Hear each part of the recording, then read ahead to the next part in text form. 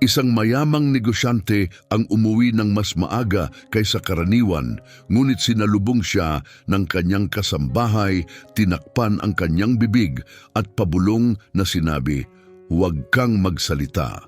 Ang natuklasan niya makalipas ang ilang sandali ay babago sa lahat sa loob ng kanyang marangyang tahanan. Si Fernando Santos, isang 45 taong gulang na milyonaryo, ay naglalakad sa pasilyo ng isang gusali ng opisina nang maramdaman niyang umingay ang kanyang telepono. May lumabas na mensahe, ang kanyang 3:00 ng hapon na meeting ay inilipat sa susunod na linggo. Dahil wala nang ibang agarang gawain, nagkaroon siya ng pagkakataong umalis sa trabaho ng 1 oras ng mas maaga, isang bagay na hindi nangyayari sa loob ng ilang linggo. Huminga siya ng malalim, pagod na pagod siya, hindi lang sa katawan, kundi pati sa damdamin. Nasa matinding pressure ang kanyang kumpanya, nakaipit sa tensyosong negosasyon at humaharap sa mga panloob na problema. Mula nang siya ang pumalit sa negosyo ng kanyang ama, pasan ni Fernando ang bigat ng buong kumpanya. Pinananatili niyang maayos ang lahat gamit ang malamig na eksaktong kontrol na kailangan para maprotektahan ang malinis na imahe ng pamilya. At magaling siya roon, baka nga sobra. Sumakay siya sa elevator nang may kumpiyansang hakbang, inaayos ang mamahaling relo sa kanyang pulsuhan. Nang magsara ang mga pinto, nakita niya sa salamin ang sarili, pagod at haggard. Ang pagod ay hindi lang dahil sa trabaho, galing ito sa mga taon ng emosyonal na pagkakabigat na dahan-dahang naiipon. Nawala na ang kislap sa kanyang mga mata. Habang nagmamaneho pa uwi sa kanyang imported na kotse, lumipad ang isip ni Fernando. Iniisip niya ang bagong partnership deal, ang isang kamakailang audit at ang mga bulong tungkol sa posibleng traidor na executive.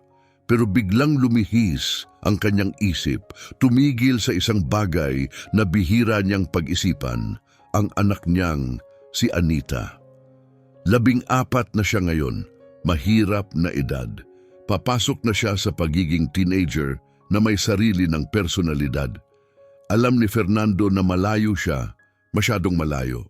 Trabaho, business trips, meetings, laging mas urgent ang lahat. Hindi dahil wala siyang pakialam, meron, malalim, pero napaniwala niya ang sarili na ang pagbibigay ng seguridad sa pera ay kapareho ng pagpapakita ng pagmamahal. Hindi niya naunawaan na kung minsan ang ganitong pag-aalaga ay pwedeng magmukhang kapabayaan. Habang papalapit siya sa huling kanto bago marating ang kanilang mansyon, may napansin siya, nakabukas ng maluwang ang front gate. Kakaiba iyon. Hindi kailaman iniiwang ganon nang walang malinaw na dahilan. Karaniwang ipinaaalam sa kanya ng mga gwardiya ang lahat, lalo na sa oras na ito. Pero binalewala niya ang kaba, inisip na baka may empleyadong nagkamali lang. Pumasok siya sa driveway, nagpark sa garahe at kinuha ang briefcase sa passenger seat. Umalingaw-ngaw ang kanyang mga hakbang sa makintab na sahig ng garahe. Masyadong malakas. Ang buong bahay ay parang sobrang tahimik. Umakyat siya sa maikling hagdan papunta sa pangunahing pasilyo. Hindi nakakandado ang front door. Medyo sumikip ang kanyang dibdib. Hindi iyon tama. Dinaraan ang kamay sa buhok. Dahan-dahan niyang itinulak ang pinto. Malinis at maayos ang pasilyo sa unang tingin. Pero napansin niya ang isang bagay na pino. Ang isang pares ng sapatos sa istante ay bahagyang wala sa ayos. Maliit na detalye, madaling hindi mapansin. Pero kabisado ni Fernando ang bawat rutina sa bahay hanggang sa pinakamaliit na gawi. Si Carmen, ang kasambahay, ay palaging inaayos ang mga sapatos na yon ng eksaktong-eksakto, parang military drill. Naningkit ang kanyang mga mata. "Carmen!" Tawag niya sa kalmadong boses. Umalingaw-ngaw ang kanyang salita sa pasilyo, kakaibang tumalbog na para bang nilalamon ng makapal at di nakikitang katahimikan. Walang sagot. Tumawag ulit siya, mas lumalim ang pasok sa loob. Wala pa rin. May 3 pangunahing silid sa ground floor, ang sala, ang TV room at ang kusina. Lahat ng pinto ay nakaawang. Isa pang kakaibang detalye.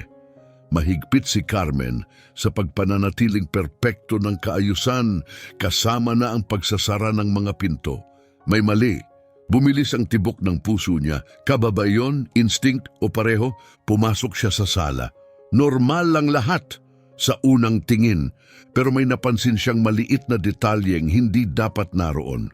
Ang kristal na florera sa coffee table ay bahagyang nausog, mga 3 sentimetro mula sa gitna.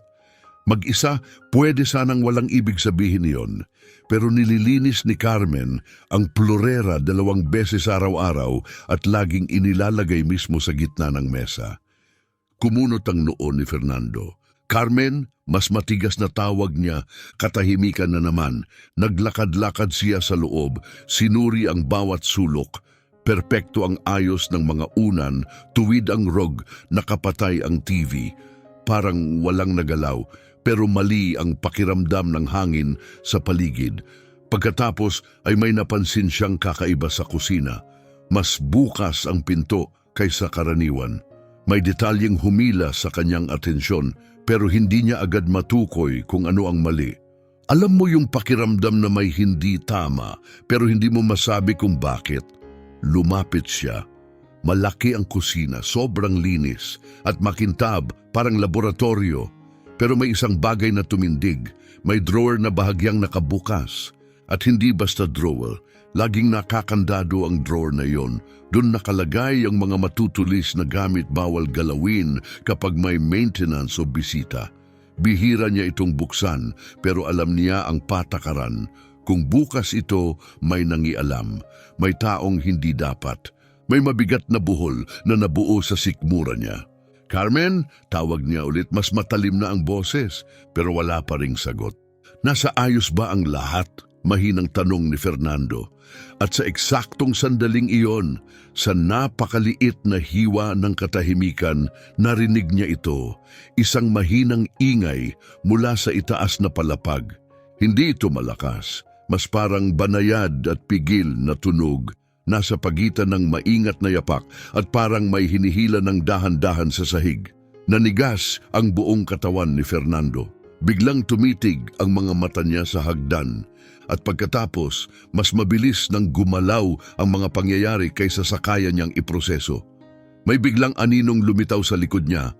Sa isang iglap inakala niyang magnanakaw iyon, pero hindi. Si Carmen pala. Ibang-iba siya sa karaniwang kalmado niyang anyo. Gusot ang damit, maputla ang muka at hingal na parang katatapos lang tumakbo. Nakatali ang buhok niya ng padalus-dalos at hindi pantay. Bago pa siya muling makapagsalita, hinila siya ni Carmen mula sa likod, tinakpan ang kanyang bibig at pabulong na halos sumisinghal sa kanyang tainga. May antas ng pagkamadali na hindi pa niya kailanman narinig mula rito. Tigil, tahimik, huwag kang magsalita. Nanatiling hindi gumagalaw si Fernando. Nanginginig ang kamay ni Carmen sa kanyang mukha. Matindi ang panginginig niya. Malalaki ang mga mata, kumikislap sa takot at para siyang nakikiusap na maintindihan niya kahit walang tanong. Sinubukan niyang alisin ang kamay nito pero mas diin pa ang pagkakatakip. Pakiusap, huwag kang magsalita, bulong niya, putol-putol ang hininga. Pagkatapos, itinuro niya ng mabilis ang itaas ng hagdan. Sinundan ni Fernando ang direksyon at bumagsak ang loob niya. Sa bungad ng pasilyo sa ikalawang palapag, may aninong nakikita. Mabagal itong gumagalaw, halos kaswal, na parang hindi alintana kung may makakita. Itinaas ni Carmen ang isang daliri sa harap ng labi niya at mabilis na humigop ng hangin habang nananatiling nakatakip ang palad sa bibig ni Fernando. May tao sa loob, halos hindi niya marinig na bulong. Hindi ligtas, may sandata siya. Parang naubos ang dugo sa mukha ni Fernando. Sandata, may pumasok sa bahay nila. Muli niyang itinuro ni Carmen ang hagdan, saka ginamit ang kabilang kamay para ipahiwatig na kailangan niyang maghintay. Hindi si Fernando yung tipusong sumusunod sa utos. lalo na mula sa isang kasambahay. Buong buhay niya nakatayo sa kontrol. Siya ang nagbibigay ng utos. Siya ang humaharap sa krisis. Siya ang pinakamalakas sa bawat silid. Pero sa sandaling iyon, may kung ano sa ekspresyon ni Carmen na pumilit sa kanya na sumunod ng walang pag-aalinlangan. Ang takot sa mukha nito ay hindi lang para sa sarili niya. Takot iyon para sa kanya at para kay Anita. Nasaan ang anak ko? Walang tunog na usal niya, halos hindi gumagalaw ang labi. Agad na intindihan ni Carmen. Nanginginig ang kamay niya habang itinuturo ang isang gilid na pasilyo. Malinaw ang ibig sabihin, nakatago si Anita. Ligtas siya. Lumunok si Fernando, pilit pinapakalma ang paghinga. Huminga ulit si Carmen, sa kaniluwagan ng kaunti ang kamay sa bibig niya para makabulong. Kapag sumigaw ka, maririnig niya, huwag mong ipaalam na nandito ka. Isang malamig na kilabot ang gumapang sa gulugod ni Fernando.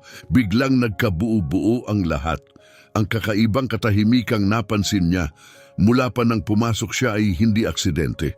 Ito ang katahimikan ng taong naghahalughog sa bahay. Katahimikan ng panganib. Katahimikan ng bagay na pwedeng maging nakamamatay sa loob ng ilang segundo. Marahang hinila ni Carmen ang braso niya. Hindi sila pwedeng magsalita ng malaya. Hindi sila pwedeng tumawag kanino man. Hindi sila pwedeng magkamali. Si Fernando Santos ay nagdaan ng mga taon na naniniwalang kontrolado niya ang bawat detalye ng mundo niya.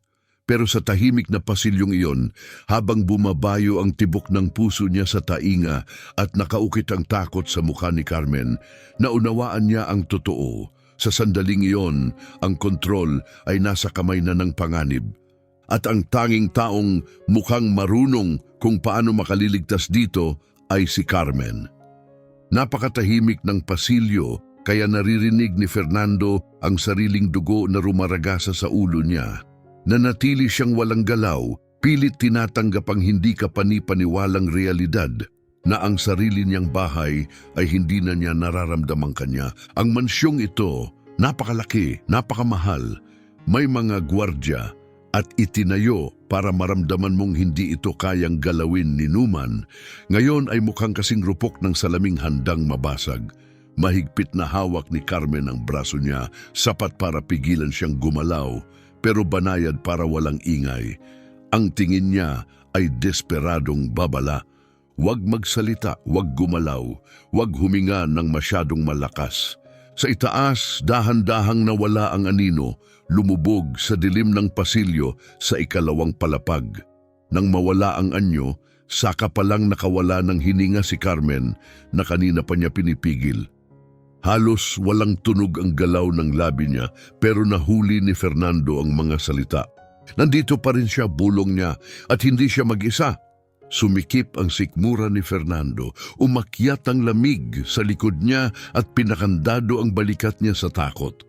Hindi mag-isa, nagsimulang humarurot ang isip niya. Ilan sila? Paano sila nakapasok? Anong gusto nila? Palagi niyang pinagkatiwalaan ang security system nila.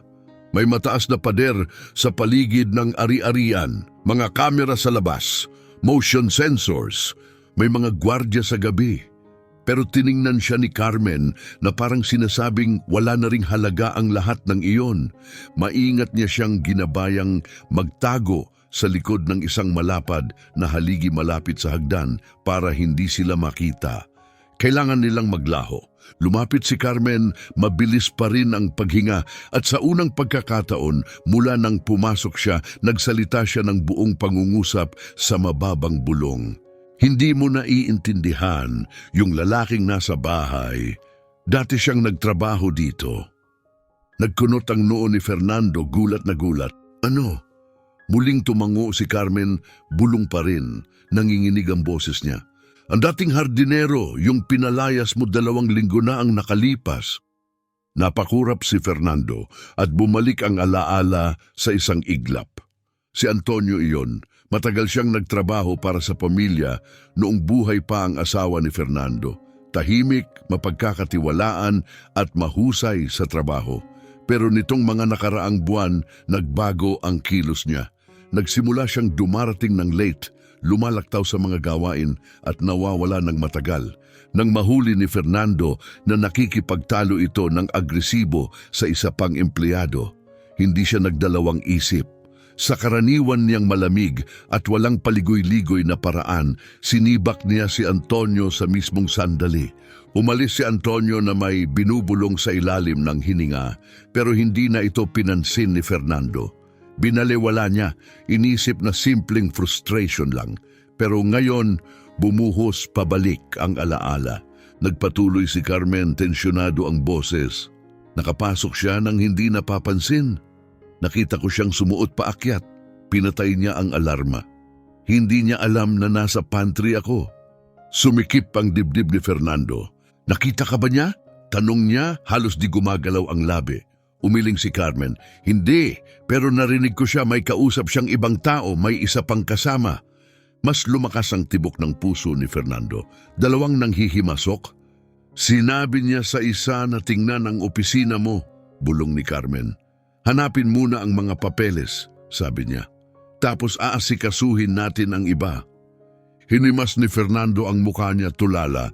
Ang mga papeles na iyon ay hindi basta dokumento, mga confidential yon, mga kontrata, financial records, mga sensitibong impormasyon na kapag nabunyag, pwedeng wasakin ang lahat ng pinaghirapan niya, pwedeng gumuho ang buong kumpanya. Mas hinigpitan ni Carmen ang hawak sa braso niya. Hindi ka pwedeng umakyat doon, sabi niya. Yan mismo ang habol nila. Bumuka ang bibig ni Fernando para sumagot, pero agad siyang pinatigil ni Carmen. Idiniin ang daliri sa labi niya. Walang ingay. At muli itong nangyari, may mapurol at mabigat na dagundong mula sa itaas. May nahulog o may tao. Sumunod ang yabag, malalakas, mabilis, balisa. Pinawisan ng malamig si Fernando. Naglibot ang tingin ni Carmen na parang bihasang estratego. Naghahanap ng posibleng labasan. Sa sandaling iyon, parang mas kabisado niya ang bahay kaysa kay Fernando. Itinago ko ang anak mo, mahinang sabi niya, pero may bagong kumpiyansa sa boses. Nang marinig kong pinatay ang alarma, alam kong may mali. Nasa TV room siya. Hinila ko siya at tumakbo kami papunta sa guest suite. Tumalo ng puso ni Fernando. Si Anita, siya ay nasa tagong aparador, tango ni Carmen. Sinara ko mula sa loob at kinuha ko ang susi. Naramdaman ni Fernando ang alon ng ginhawa, pero agad itong sinundan ng guilt. Wala siya roon, sobra siyang abala, sobrang malayo. At ngayon si Carmen, ang kasambahay niya, ang nagprotekta kay Anita na parang sariling anak. Pagkatapos, mula sa tuktok ng hagdan, may boses ng lalaki, magaspang at iritable. Nasaan na yung punyetang folder? Sabi mo nandito. Agad nakilala ni Fernando ang boses. Si Antonio iyon. May isa pang boses na sumagot. Hindi niya kilala. Maghanap ka pa. Hindi tayo pumasok sa palasyo ng spoiled na mayamang to para umuwi ng walang dala. Pumikit sandali si Carmen, halatang nanginginig. Si Fernando naman, tinamaan ng alaala, ang mapait na pamamaalam ni Antonio. Pagsisisihan mo ang pagpapaalis mo sa akin dito. Nung araw na iyon, tumawa siya. Binaliwala. Hindi na siya tumatawa ngayon. Hinila siyang muli ni Carmen, maingat na ginabayang sumunod sa gilid ng pasilyo. Dikit sila sa pader, todo ingat na huwag gumawa kahit munting ingay. Madaling umingit ang lumang sahig na kahoy. Hindi sila pwedeng marinig.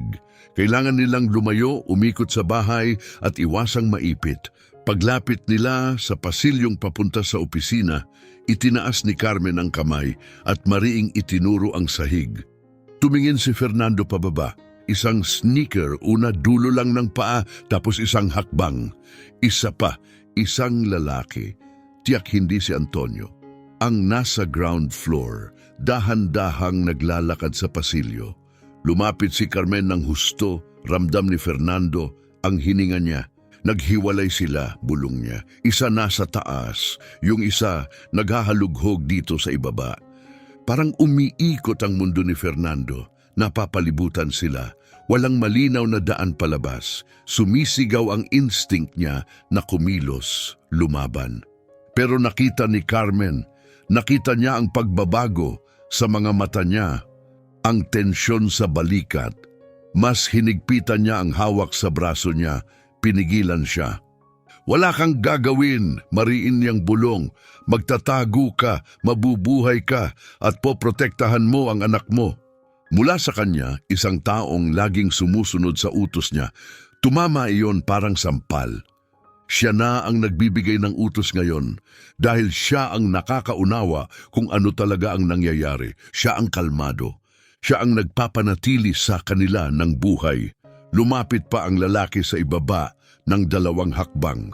Si Fernando at Carmen ay umurong paunti-unti, dikit sa pader, na parang anino sa katahimikan. Kung lilingon lang ang nanghihimasok kahit bahagya, makikita niya sila. Ang mga segundo ay gumapang na parang hindi matatapos kailanman. Ramdam ni Fernando ang malakas na pagbugso ng puso niya. Parang siguradong aalingaw-ngaw ang tunog sa buong mansyon. Pero hindi sila napansin ng nanghihimasok. Dumaan lang ito sa mismong taguan nila, tahimik na pumasok sa kusina at nagsimulang magbukas ng mga kabinet. Isa-isa sinusuyod ang mga drawer at istante. Sa wakas, dahan-dahang nakahinga si Carmen. Yumuko si Fernando, inihilig ang mga kamay sa tuhod para hindi siya bumagsak. Pero bago pa siya tuluyang makabawi, hinawakan ulit ni Carmen ang braso niya. Hindi pa tapos, ni hindi pa nga halos nagsisimula. Dahil ngayon bumalik ang yabag, mas mabilis, mas mabigat, mas balisa. Si Antonio iyon bumababa mula sa hagdan. Hindi nakalmado ang ritmo ng kanyang mga hakbang. Galit siya na balisa at diretsong papunta sa kanila. Hindi nag-aksaya ng sandali si Carmen. Mariin siyang nagbigay ng senyas, umatras. Sumunod si Fernando. Umurong sila ng 2 tahimik na hakbang, dumulas palapit sa pader na naghihiwalay sa pangunahing pasilyo at sa gilid na koridor. Dinikit nila ang mga katawan sa dingding, halos hindi nangahahangang huminga. Lalong lumakas, lumapit at lumapit ang yabag. Bawat tapak ay parang martilyong tumatama sa nerbiyos ni Fernando. Parang nararamdaman ni Antonio ang presensya nila. Parang kaya niyang damhin ang init ng kanilang pagkakatago. Kinuyom ni Fernando ang mga kamao. Higpit ng higpit ang hawak ni Carmen sa braso niya. Pababaw ng pababaw ang hininga nila. Tahimik. Narating ni Antonio ang paanan ng hagdan. 2 metro na lang ang layo. Tumigil siya. Ang katahimikang sumunod ay hindi basta walang laman, puno ito ng tensyon, nakakasakal. Hindi alam ni Fernando kung ano ang mas nagpamanhid sa kanya, ang sindak sa sandaling iyon o ang biglang pagkaunawa na muli siyang nailigtas ni Carmen. Dahil kung gumawa sila ng kahit pinakamunting tunog, isang tunog lang, magiging bitag ang pasilyong ito. At sa sandaling iyon, nakita ni Fernando ng malinaw, hindi nagiging OA si Carmen, hindi siya nag-ieksaherado. May mapanganib na lalaking nasa loob ng bahay niya at ang tanging dahilan kung bakit hindi pa siya natutuklasan ay dahil sa tahimik, simple at hindi mapapansing babaeng ito ang kasambahay niya na pinipigilan ng lahat gamit lang ang instinct, tapang at matibay na loob. Mas bumigat pa ang katahimikan na parang ang hangin mismo ay bato. Nananatiling nakapirmi si Fernando. Nakasandal ang likod sa pader, mababaw ang hininga. Ang bigat ng bawat hakbang na ginagawa ni Antonio ay parang yumanig sa sahig. Hindi man lang kumurap si Carmen. Kontrolado ang hinga niya, matatag ang katawan, tila sanay sa ganitong sandali. Pagkatapos, huminto si Antonio sa koridor. Bahagya niyang inihilig ang ulo na parang sinusubukang makaamoy ng bakas sa hangin. Ang anino niya ay mahina pero malinaw na bumabagsak sa dingding. Kita ni Fernando ang tensyon sa tindig nito, ang matalim na pagkahilig ng balikat at higit sa lahat, ang hugis ng baril na nakasuksok sa tagiliran niya. Pagkasilip lang ni Fernando ron, parang pumilipit ang sikmura niya sa takot. Ngayon, hindi na lang babala sa isip ang sinabi ni Carmen, isa na itong brutal na katotohanan. May sandata ang lalaki at desperado. Naglakad si Antonio ng dalawang mabagal at sinadyang hakbang, parang mandaragit na sinusuyod ang teritoryo. Tumingin siya sa kisame, sa mga pintong malapit, sa sahig, at pagkatapos, direkta sa direksyon ng taguan nila. Napatigil ang puso ni Fernando. Marahang kinurot ni Carmen ang pulso niya, isang utos na hindi kailangang bigkasin. Huwag gumalaw. Biglang may tunog mula sa kusina, isang mahinang kalansing. May drawer na binuksan.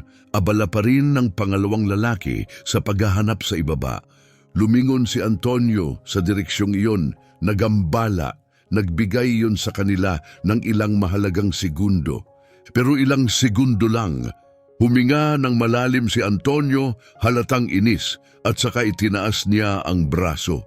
Kasama nito ang baril. Nanigas ang buong katawan ni Fernando, hindi siya kumurap.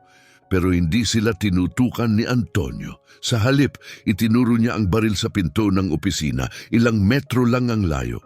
Siguro nilock niya, ungol niya ng galit. Agad nakilala ni Fernando ang tunong iyon.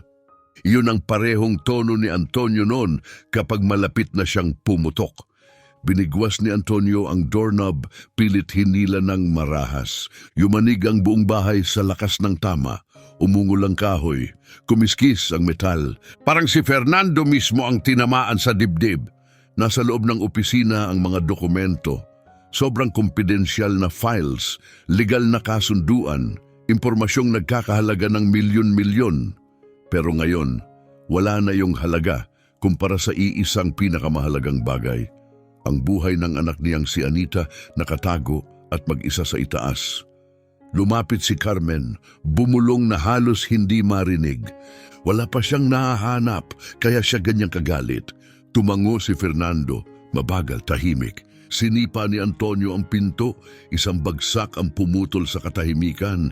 Narinig ni Fernando ang ingay na parang pagsabog sa dibdib niya. Pumikit si Carmen sandali, saka huminga palabas. Pagmulat niya, tumalas ang tingin niya. Itinaas niya ang kamay at nagsimulang magbigay ng mabilis malinaw na mga senyas. Napakasanay, napaka-eksakto, hindi ito mukhang biglaan, mukhang pinag-aralan.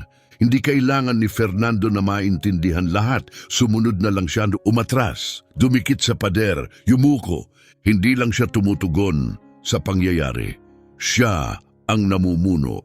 Kumuha sila ng dalawang tahimik na hakbang, dumula sa sahig.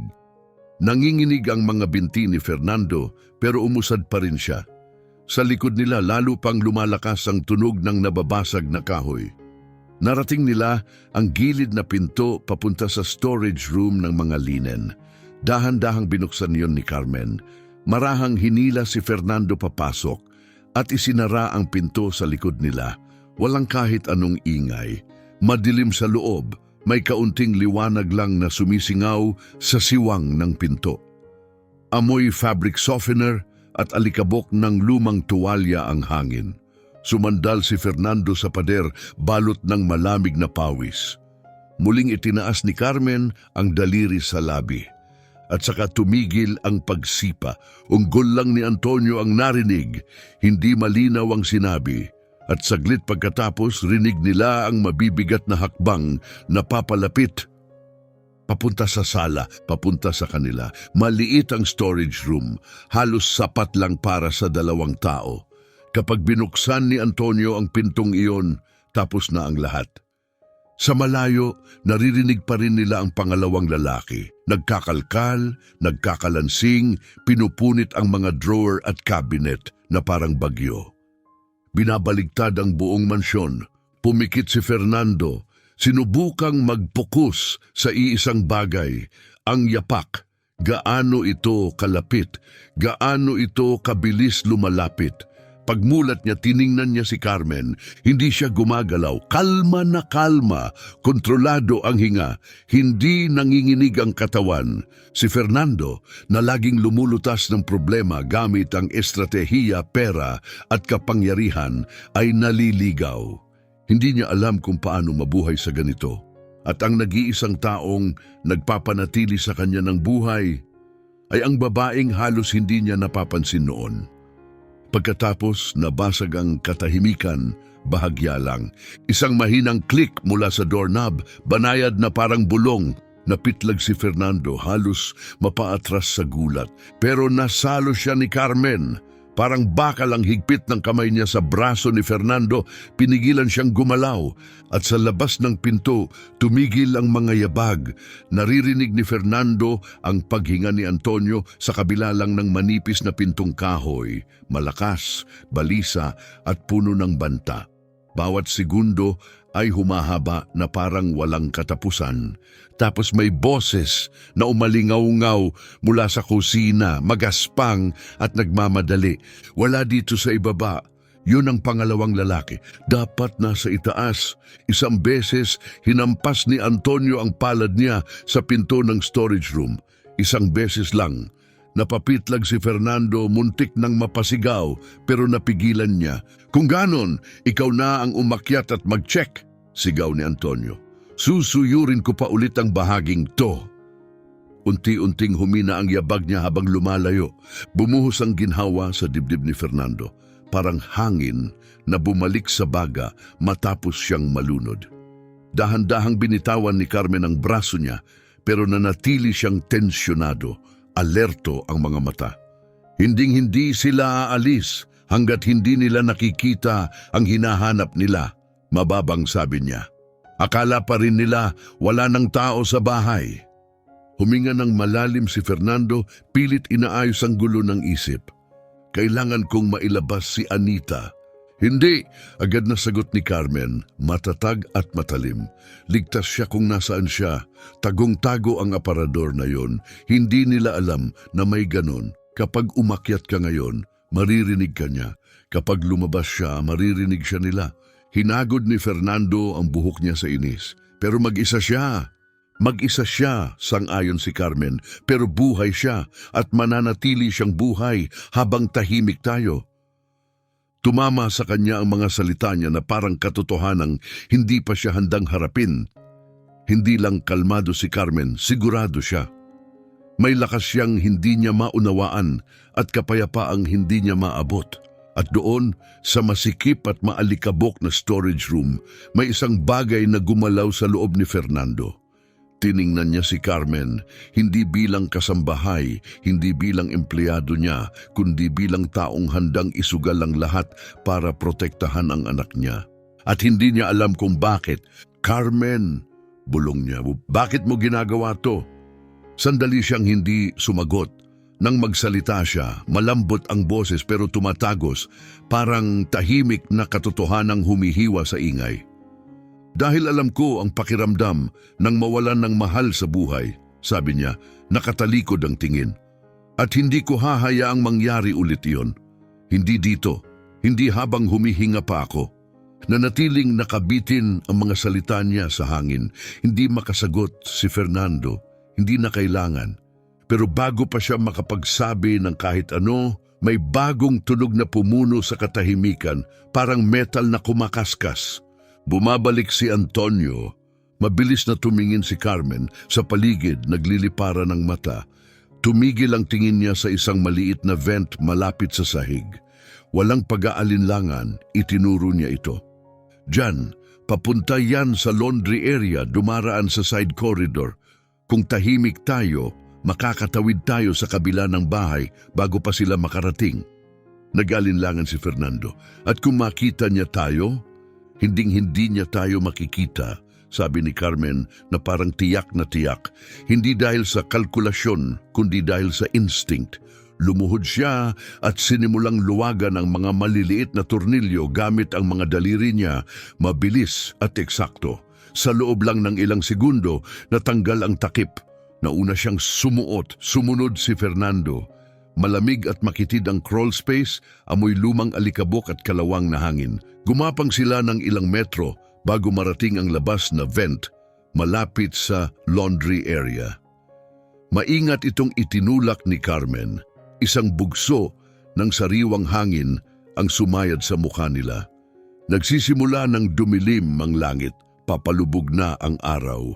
Lumabas si Fernando sa likod niya. At sa sandaling iyon, paglabas sa bukas na espasyo, kumakabog ang puso at naglilibot ang tingin, may naunawaan siyang malinaw. Mas kabisado ni Carmen ang bahay na ito kaysa kaninuman. Mas kabisado kaysa sa kanya. Mas kabisado kaysa sa mga lalaking gustong wasakin ito. Mas kabisado pa kaysa sa mga guwardyang binabayaran para protektahan ito. At ngayon, naintindihan na niya kung ano ang ibig sabihin ni Carmen noong unang lumitaw siya at pabulong na sinabi, "Tahimik, huwag kang magsalita." Hindi yun takot, yun ay instinct sa labanan. Hindi nagtatago si Carmen. Lumalaban siya, malamig ang hangin ng gabi, pero pakiramdam ni Fernando ay nasusunog ang balat niya, parang kagagaling lang niya sa pugon ng takot at emosyon. Sumunod siya kay Carmen sa makitid na daan, bawat hakbang ay umaaling-aungaw sa dibdib niya. Sa loob, halos madilim na ang bahay. Mga anino lang ang gumagalaw sa mga bintana. Sa bawat tapak niya sa lupa parang may alarmang sumasabog sa puso niya. Dahan-dahan sa hakbang, bulong ni Carmen, marahang sinalo ang braso niya bago siya madapa. Kahit maliit na kilos lang iyon, malinaw ang mensahe. Alert siya. Nakatuon. Kontrolado ang lahat. At si Fernando naghahanap pa rin ng balanse sa mundong gumuho sa loob ng ilang minuto. Narating nila ang likod na pinto malapit sa laundry room. "Dito," mahinang sabi ni Carmen, "may isang lugar tayong pwedeng daanan nang hindi sila makakakita. Yung lumang dark room, lampas lang ng pantry." "Dark room," mahinang ulit ni Fernando. "Photography studio ng asawa mo," sagot niya banayad at tila malayo ang tinig. Wala nang pumasok doon mula nang pumanaw siya. Parang sinuntok si Fernando sa dibdib ng marahang kirot nang mabanggit ang asawa niya. Siyempre, naalala ni Carmen. Siyempre, alam niya. Alam ni Carmen ang bawat sulok ng bahay.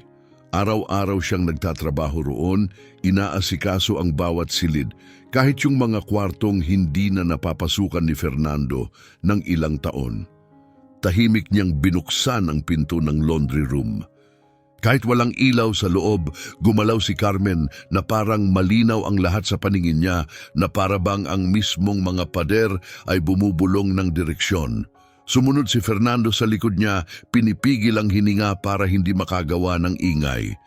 Dumaan sila sa pantry at marahan niyang isinara ang pinto sa likod nila.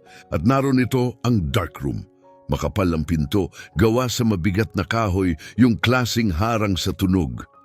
Dahan-dahang binuksan ni Carmen, isang pamilyar na amoy, mga kemikal, lumang papel at mismong panahon ang bumalot sa hangin. Bumilis ang pulso ni Fernando. "Dito!" bulong ni Carmen, "hindi nila tayo maririnig dito." Dinisenyo ang kwartong ito para maging hiwalay. Makakapal na pader, selyadong bintana, lugar na ginawa para maging tahimik. Pinindot niya ang maliit na pulang safety light. Kumalat ang pulang liwanag sa mukha niya, lumilikha ng malalalim na anino at binigyan ng lahat ng kakaibang kulay, parang panaginip. Hindi pa naramdaman ni Fernando ang kwartong ito ng ganito dati, parang pagpasok sa isang alaala, isang sandaling nagyelo at hindi ginalaw ng oras. "Maghintay tayo ng ilang segundo," sabi ni Carmen. "Tingnan natin kung ano ang susunod nilang galaw." Mula sa labas ng kwarto, humihimpil ang mga tunog ng bahay, baluktot, malayo, yapak sa itaas. Isang drawer na sinarado ng malakas. Isang pintong umuungit habang binubuksan. Naglakad-lakad ng bahagya si Fernando, nanginginig ang mga daliri niya. "Hindi ko kayang umupo lang dito. Nasa itaas pa rin ang anak ko." Mag-isa, lumapit si Carmen. Hindi para pigilan siya, kundi para patatagin. Hindi na niya hinawakan si Fernando ngayon. Tiningnan lang niya ito sa mata, kalma, nakatuon, walang pag-aatubili.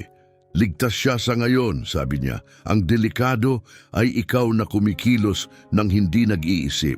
Kinuyom ni Fernando ang panga niya. Tama siya. At mas masakit pa sa lahat ang katotohanan iyon. "Sinusubukan kong maging kalmado, promise, pero hindi ako handa dito," amin niya. Pilit kinokontrol ang kaba. "Walang handa," sagot ni Carmen ng mahina. Bumagsak ang mabigat na katahimikan sa pagitan nila, hindi yung nakakatakot, kundi yung may iisang takot na pinagsasaluhan at tahimik na pag-unawa. Sa pulang ilaw, kumikislap ang mga mata ni Carmen na parang baga. At sa unang pagkakataon, nakita ni Fernando ang hindi niya nakita noon, ang lakas ni Carmen. Hindi yung lakas na sumisigaw, hindi maingay o palabas, kundi matatag, matibay. Yung lakas na nabuo sa pagdadalamhati, sa pag-survive, sa pagdala ng bigat ng tahimik. Napakahusay mo, mababang sabi niya. Hindi ko alam kung anong nangyari kung wala ka. Bahagyang tumalikod si Carmen, parang nahihiya. Hindi siya sanay na napapansin, lalo na napupuri. Wala naman akong ginawang espesyal, mahinang sambit niya. Meron, git ni Fernando. Niligtas mo ang anak ko at niligtas mo rin ako. Huminga ng malalim si Carmen, halatang may pinipigil. Ayaw niyang manaig ang emosyon. Hindi ngayon, pero ang totoo, bago dumating si Fernando, siya lang ang may pasan ng lahat. Tapos, isang malakas na pagbagsak ang sumabog mula sa kabilang dulo ng bahay. Napatalon si Fernando at kusang umusad papunta sa pinto. Hinawakan ni Carmen ang braso niya. Teka, may nahanap sila, sabi niya, tensyonado. O baka wala, bulong ni Carmen, idinikit ang tainga sa kahoy. Makinig ka. Lumapit si Fernando sa tabi niya. Narinig nila ang mas maraming yapak. Mga kasangkapang hinihila, mga pintuan ng kabinet na binubuksan at sinasarado ng malakas. Baligtad na baligtad ang bahay sa inis nila. Wala pa rin silang nahahanap, sabi ni Carmen. Kumunot si Fernando. Ano bang hinahanap nila? Sa unang pagkakataon, nagatubili si Carmen, isang tibok lang ng puso. Mga lumang financial records ng kumpanya mo, sabi niya sa wakas. Yung iskandalong tinakpan mo 2 taon na ang nakalipas. Yung may pagnanakaw ng pera, yung muntik ng sumira ng lahat. Lumaki ang mga mata ni Fernando. Paano mo nalaman yon? Nagbigay si Carmen ng malungkot, pero alam na alam ng ngiting may laman.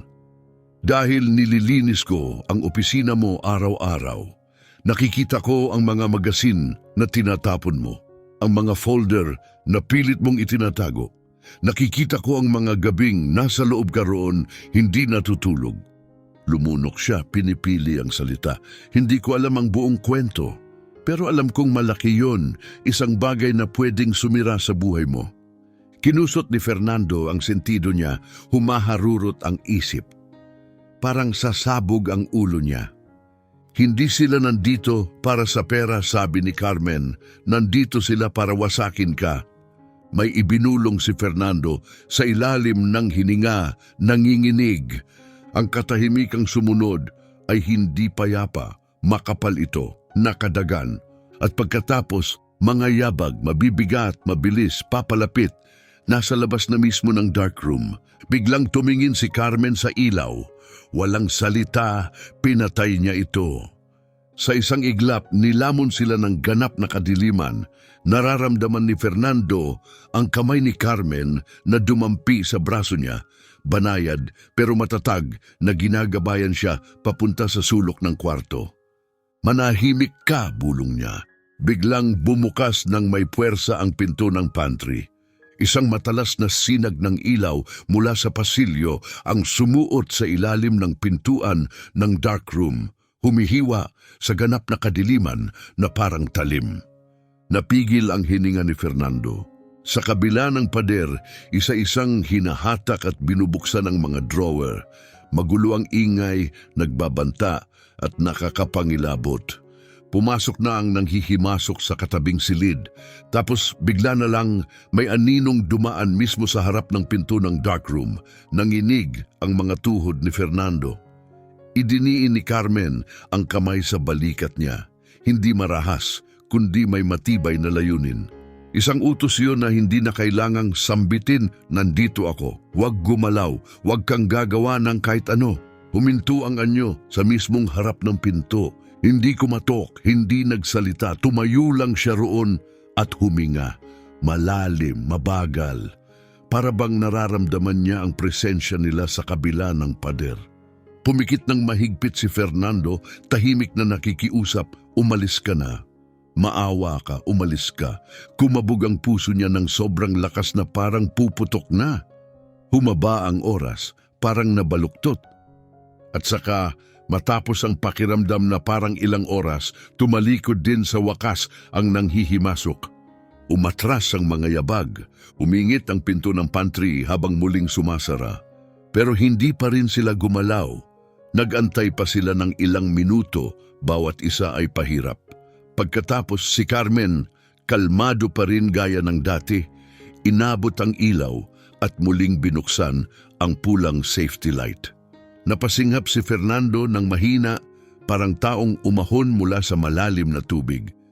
Muntik na siyang pumasok, bulong niya. Tumango si Carmen, kalmado at malinaw ang boses. Oo, at babalik siya. Humarap si Fernando sa kanya nanginginig. Anong gagawin natin ngayon? Dahan-dahan siyang huminga, nakatitig ang mga mata sa pinto.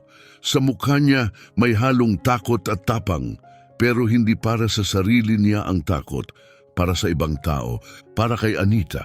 Ngayon, Fernando, sabi niya nang may tahimik na paninindigan, ngayon ililigtas natin ang anak mo. Tumama ang mga salitang iyon na parang kidlat. Simple, totoo, napakalakas. Doon tuluyang lumubog sa kanya ang bigat ng lahat. Hindi lang tumutulong si Carmen. Isinusugal niya ang buhay niya para sa anak niya, para sa batang halos hindi man lang siya kilala, para sa isang taong pinili niyang protektahan hindi dahil sa tungkulin, kundi dahil sa prinsipyo. May pumutok sa loob ni Fernando isang bagay na hilaw at totoo, isang malalim agarang respeto, hindi lang kasambahay si Carmen. Sa sandaling iyon, siya ang pinakamatapang na tao sa buong bahay. At alam ni Fernando na hindi na niya siya muling makikita sa dati niyang tingin. Nagpatuloy ang mahinang pulang liwanag habang dahan-dahang binuksan ni Carmen ang pinto, sapat lang para sumilip sa labas. Tense ang bawat kalamnan niya, alerto. Pinipigil ang takot na si Fernando mismo ay hindi na kayang kontrolin. Sabay silang lumabas. Iba na ang mundo ng bahay ngayon. Ang eleganting mga pasilyo ay baluktot na ng mga anino.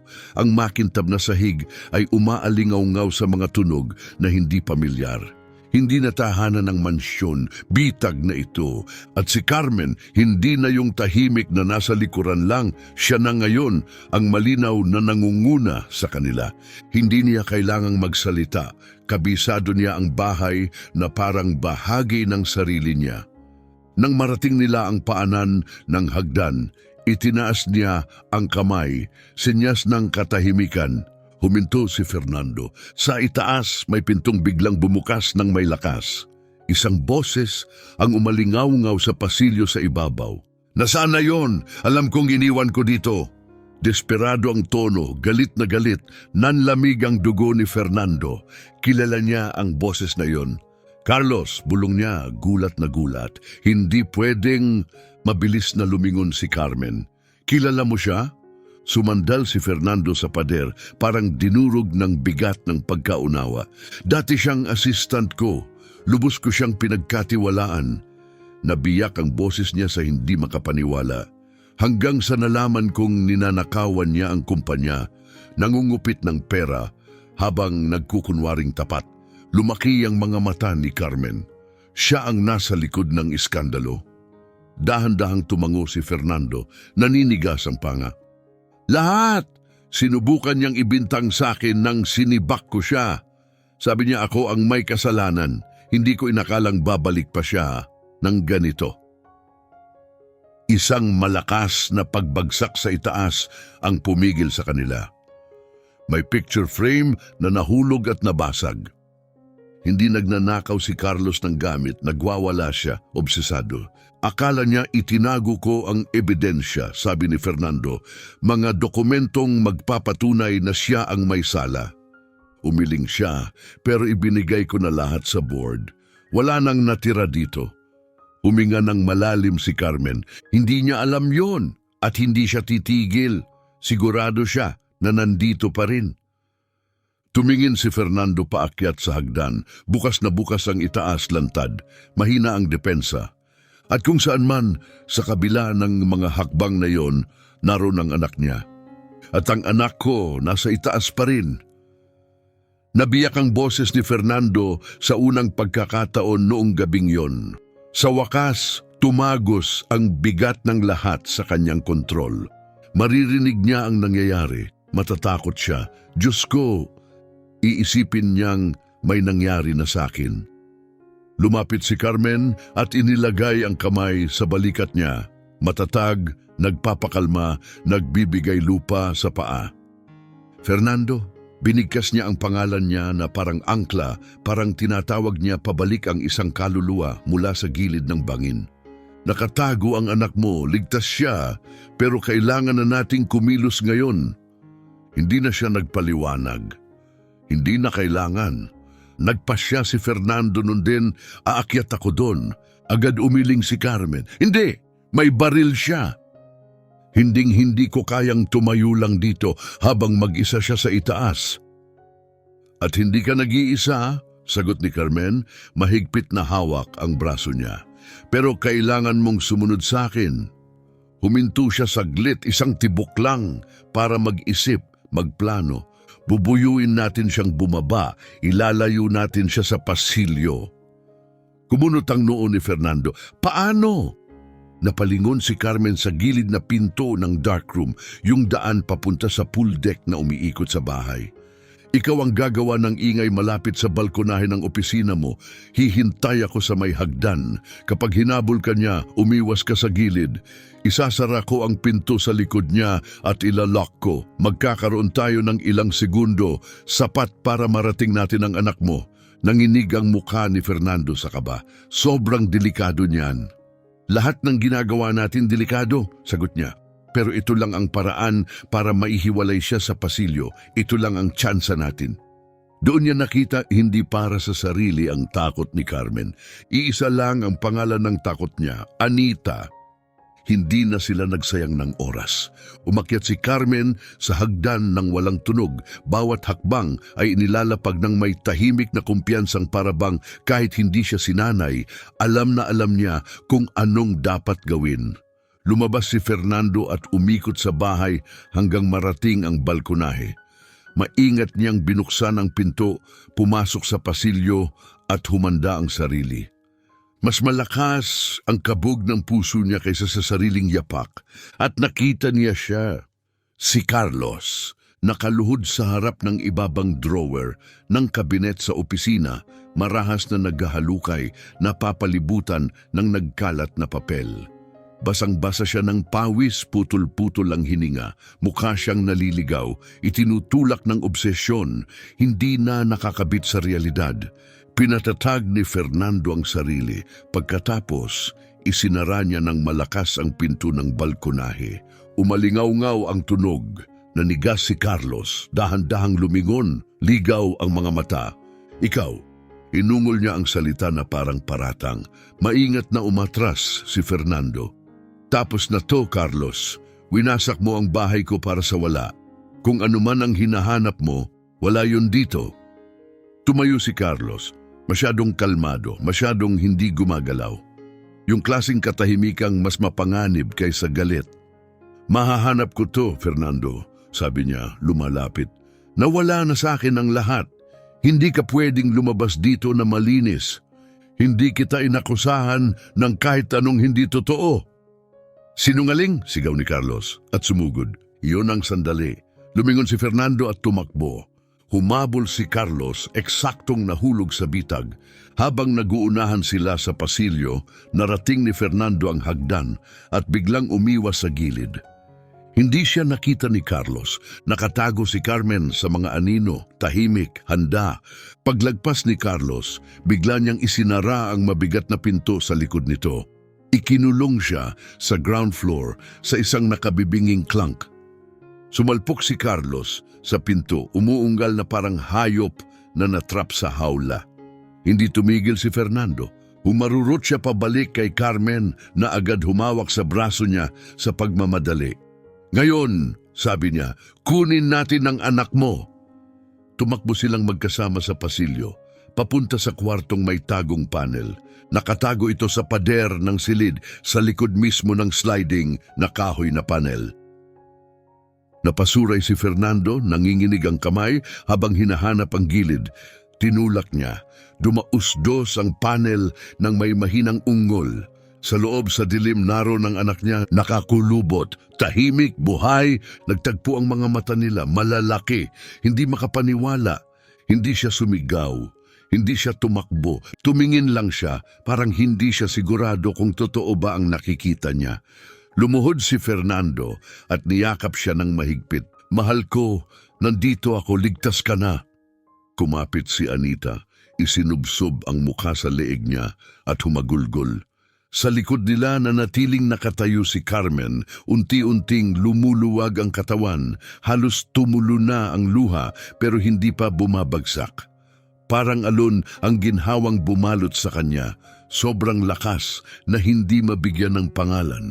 Tumingala si Fernando at ang tingin niya kay Carmen sa sandaling iyon, hinding-hindi pa niya ibinibigay sa kahit sino.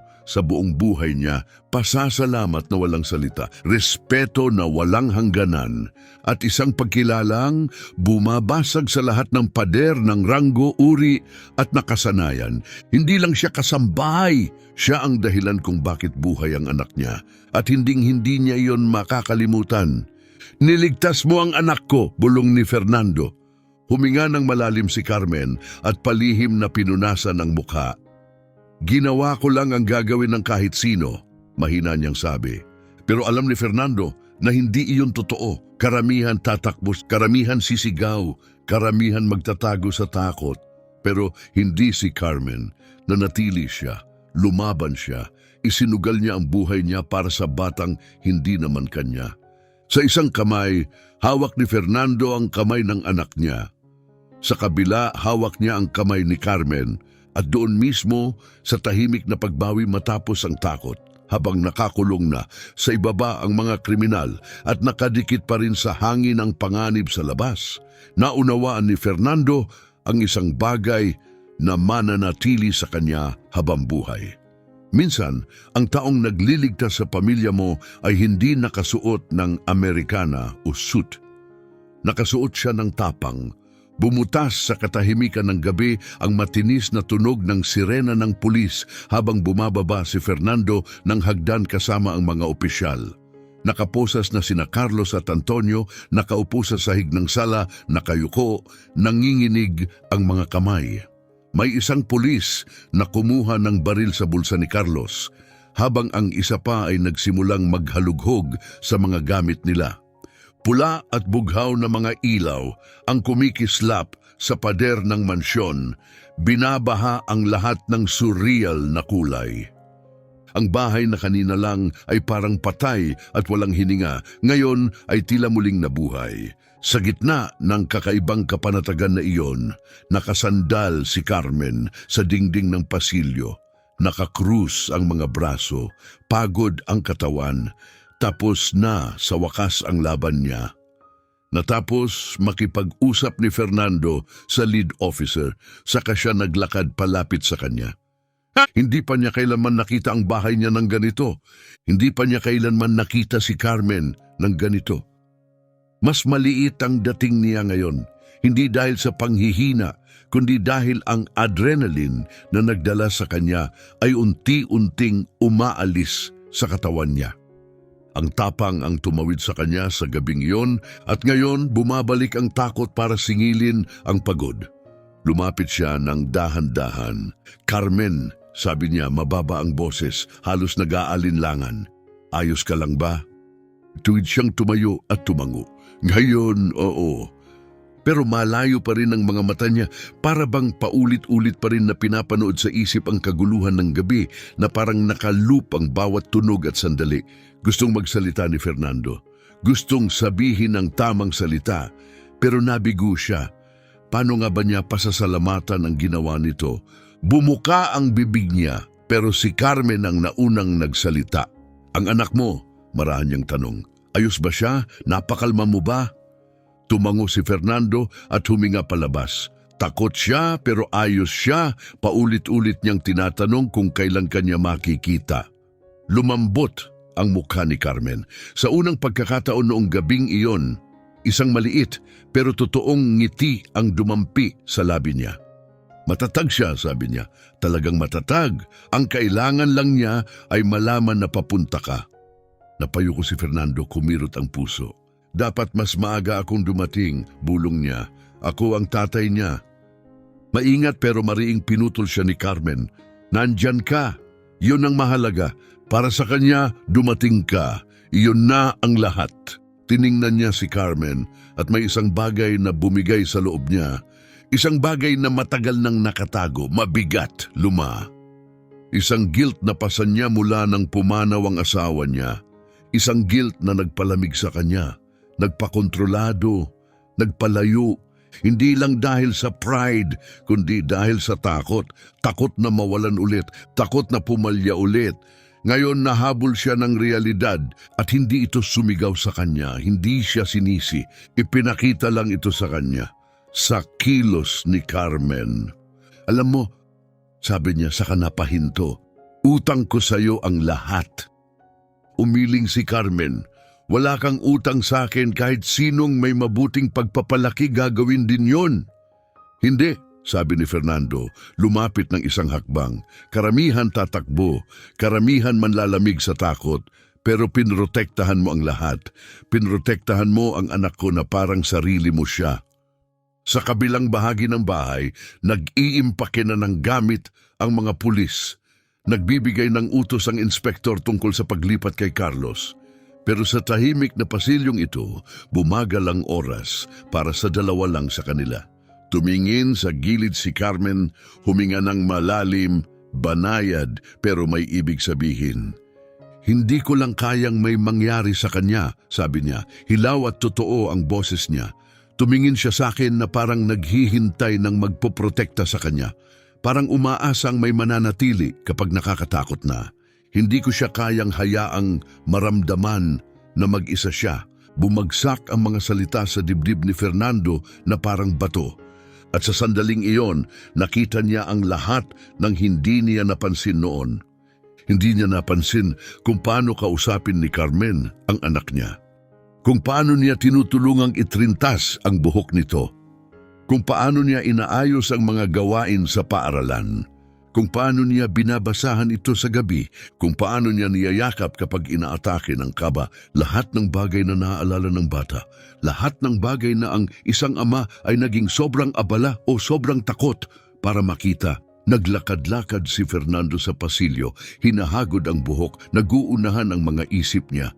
Sa nakalipas na 2 taon, nabuhay siya na parang taong may sinusunod na script, trabaho, meetings, responsibilidad, reputasyon, labas-pasok sa bahay, parang oras-orasan. At sa buong panahong iyon, ang batang babaeng pinakamamahal niya ay ginugol ang araw-araw kasama ang iisang taong tunay na nakakakita at nakakaunawa sa nangyayari sa loob ng puso niya. Huminto siya, huminga ng malalim at hinarap si Carmen. Hindi ko kailanman tinanong ang tungkol sa buhay mo, di ba? Sabi niya, mas malambot na ang boses. Ni hindi ko nga naisip na tanungin kung sino ka bago ka nagtrabaho rito. Nahiyang ngumiti si Carmen. Hindi, pero hindi ko rin yon isinama sa loob. Dapat sana, sabi ni Fernando, mas marami kang alam tungkol sa akin kaysa alam ko tungkol sa iyo. Marahan siyang tumagilid ng ulo. Ganyan talaga sa bawat bahay, Mr. Fernando. Ang amo ay dumarating at umaalis, namumuhay sa sarili niyang mundo. Ang mga kasambahay ang nakakakita ng lahat. Pero bihira kaming makita. Tinamaan siya ng katapatan nito at gumuho ang huling pader sa damdamin niya. Lumapit si Fernando, bakas ang pagsisisi sa mukha. Nakita kita ngayong araw, bulong niya. Talagang nakita kita sa unang pagkakataon. Hindi sumagot si Carmen, pero sa titig niya, alam niyang matagal na niyang hinihintay marinig iyon. Bago pa sila makapagsabi ng iba, tinawag si Fernando ng inspektor para tapusin ang papeles at pirmahan ang huling ulat. Lumakad siya ng ilang metro palayo, pero panay ang lingon niya kay Carmen na para bang natatakot siyang bigla itong maglaho. Nang bumalik siya, halos 1 oras na ang lumipas. Tahimik na uli ang bahay, pero hindi na katulad ng dati. Ang katahimikang ito ay iba, may buhay. Nakaupo si Carmen sa sofa, nakatiklop ang mga kamay sa kandungan, nakatungo na parang pinoproseso ang lahat ng nangyari. Dumating si Fernando ng dahan-dahan. "Carmen!" Tumingala siya. "Opo, sir." Huminga si Fernando, maingat na pinipili ang bawat salita. "Gusto kong manatili ka," sabi niya. "Hindi lang bilang taong naglilinis ng bahay, hindi bilang taong pumapasok at lumalabas para sa trabaho, kundi bilang taong tunay na bahagi ng buhay ng anak ko." Pinagkakatiwalaan ka niya at pagkatapos ng gabing ito, ganun na rin ako. Kumikislap ang mukha ni Carmen sa totoong gulat, hilaw, walang filter. Kumintab ang mga mata niya. "Ako, do. Siyempre, karangalan po iyon." Ngumiti si Fernando, tunay na ngumiti. Sa unang pagkakataon sa pakiramdam niya ay napakatagal. "Salamat." Tumayo si Carmen at sandali nagkatapat sila, 2 buhay na magkaibang magkaiba pero pinagtagpo ng iisang dahilan, protektahan ang isang bata. Iniabot ni Fernando ang kamay, hindi bilang amo kundi bilang taong kumikilala sa halaga ng kapwa. "Niligtas mo ang pinakamahalagang bagay na mayroon ako," sabi niya, "at hindi ko yon makakalimutan." Hinawakan ni Carmen ang kamay niya ng tahimik pero matatag. "Matatag siya, Fernando. Magiging ayos siya. At kayong dalawa," simula ni Fernando. "Kayo rin," banayad na dugtong ni Carmen. Habang kumakalma ang gabi, umalis ang mga pulis. Muling pinaandar ang security system. At sa itaas, sa wakas, ay nakatulog na muli ng ligtas ang anak ni Fernando sa sariling kama. Bago patayin ang ilaw, tumayo si Fernando sa pintuan. Pinapanood ang paghinga niya, dahan-dahan, payapa.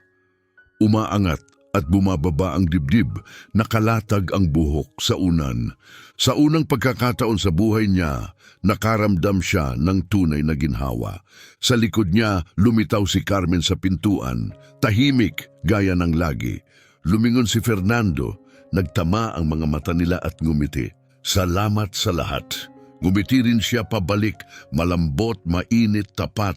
"Magandang gabi, Fernando." "Magandang gabi, Carmen." At sa sandaling iyon, bago niya isara ang pinto, may naunawaan siyang katotohanang dadalhin niya habang buhay.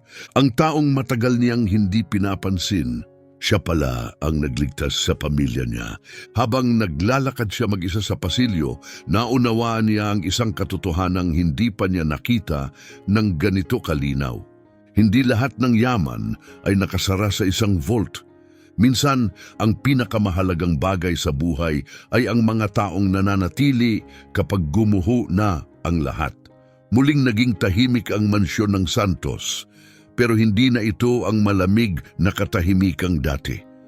Ang katahimikang ito ay puno ng pasasalamat, pagkamulat at bagong paggalang na binago ang lahat ng lumang akala niya. Hindi na bumalik ang buhay sa dati, naging mas mabuti ito. Natuto na si Fernando na ang tiwala ay hindi nabibili o napipirmahan sa kontrata. Ito'y pinaghihirapan sa mga sandaling walang ibang nakatingin, at noong gabing iyon na pwede sanang nauwi sa trahedya, natutunan niya ang payak pero makapangyarihang katotohanan. Ang pinakamahalagang tao sa buhay mo ay hindi laging yung may pinakamalaking titulo, kundi yung mga taong dumarating, nagpoprotekta at nananatili. Iyon ang gabing tumigil si Carmen na maging kasambahay lang.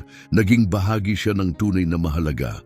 At sa unang pagkakataon matapos ang maraming taon, naintindihan ni Fernando, ang tunay na seguridad ay wala sa mga alarma. Nasa mga taong tumatayo sa tabi mo kapag nakataya ang lahat. At ngayon, tatanungin ko kayo, kung ikaw si Fernando, matututo ka bang magtiwala ulit? O magsasara ka na pagkatapos ng ganitong pagtataksil? I-comment ninyo, ano ang pinakamalaking aral na nakuha ninyo sa kwentong ito? At anong lungsod kayo nanonood? Kung naantig kayo sa kwentong ito, paki-like, mag-subscribe sa channel at i-on ang notifications para sa mas marami pang ganitong kwento. At higit sa lahat, i-share ang video sa taong kailangang maalala.